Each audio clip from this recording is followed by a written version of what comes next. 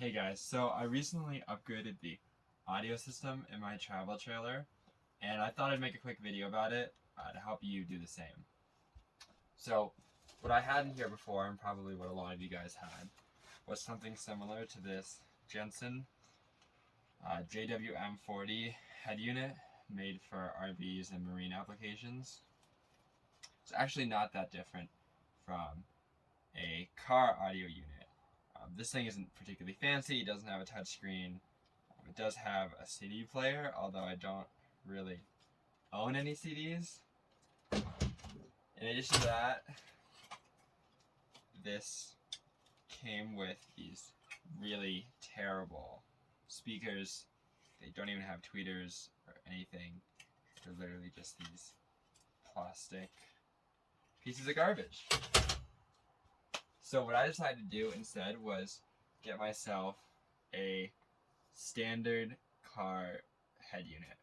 I picked this up for about a little less than $200. It's a Pioneer head unit. Looks like DMH241EX. It was about 180 bucks. Now when replacing your head unit, you have tons of options. Until recently, head units used to be standard sizes. They either came in single din or double din. This one's double din.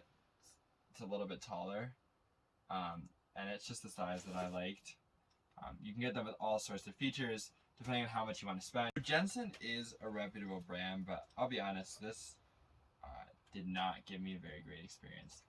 I've only owned this travel trailer for less than a year, and I already was unable to even connect Bluetooth to this device. And even in the few rare occasions where I could, the music just sounded like absolute garbage.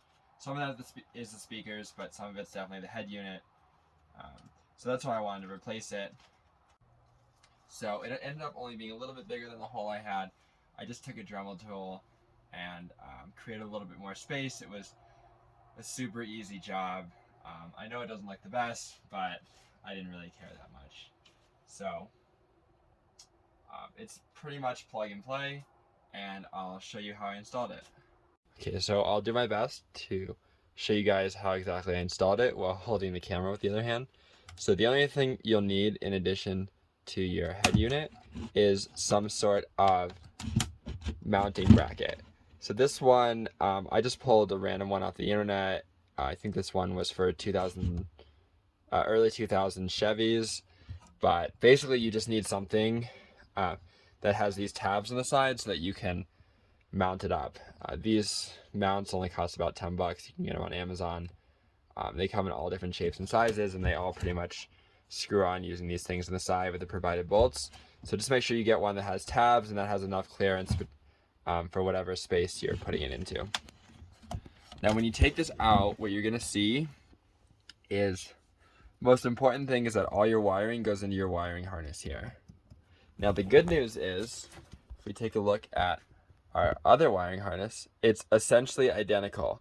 In fact, all of the colored wires that come from the speakers here were exactly the same colors that matched up to the wires that go in here.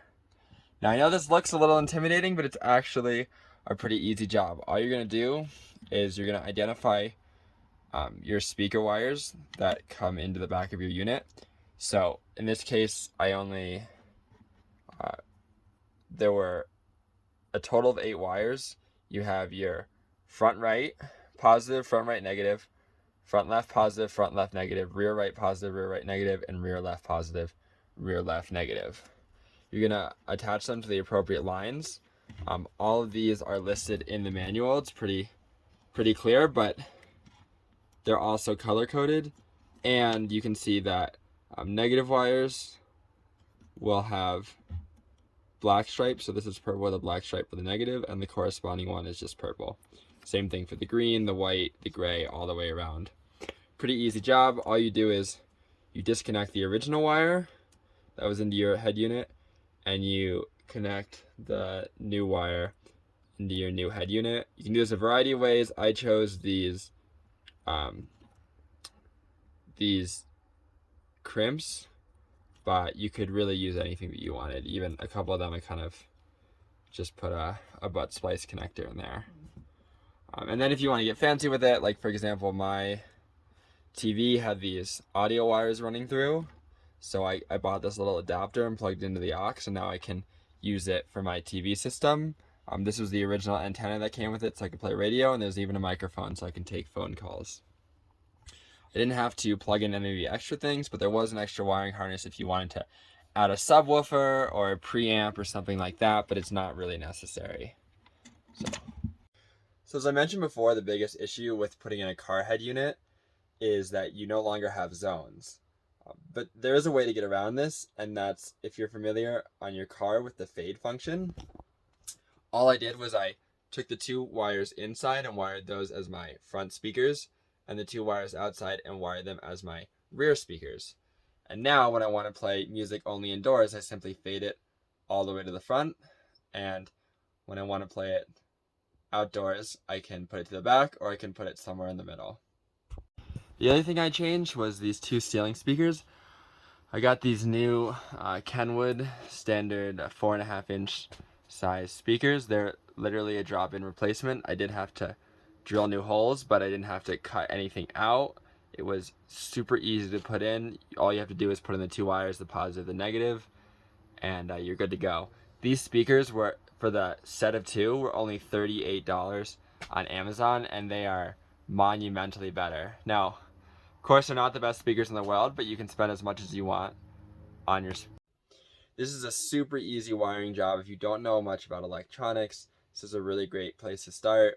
All of the wires are pretty much color coded for you. It's just a simple process of taking out the corresponding wire and putting in the new one into your new wiring harness. The only thing that you'll have to know that isn't in the manual is when you're doing it for this, you will have to combine 2 of your power wires together. Normally there's one all the time hot wire in a car and another one that turns on with the ignition.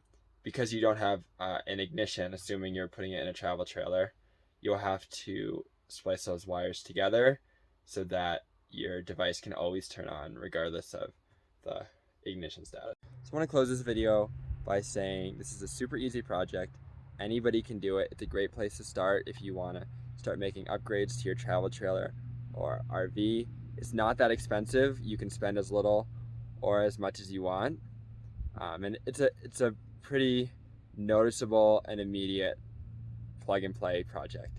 The whole thing took me about 2 hours from start to finish. And I spent $250 on parts, and I'm so happy with the upgrades. I will leave affiliate links below for the products I used, but if you have any questions or anything about the process, or you want to know what might or might not work in your trailer, feel free to leave a comment and I'll answer all of them the best I can. Thank you. Like and subscribe.